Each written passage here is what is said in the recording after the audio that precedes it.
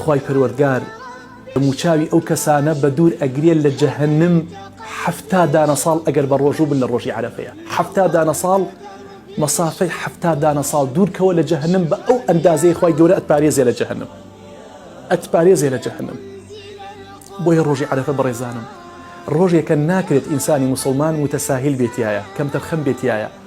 ڕاستە ئێستا حرارەتی شەمس گەرمایی خۆر زۆر زۆر بەرزە، ڕەنگە 50 بێت، ڕەنگە لە هەندێک شوێن 47 بێت 48 بێت، بەڵام قل نار جەهەنەم ئەشەد حەڕا. بۆ ئەو قیامەتە هەوڵێک بە ئەو جەهەنمەیکەوە زۆر لە ئاگری ئەم دنیا زۆر بەتینترە، زۆر بەقوترە.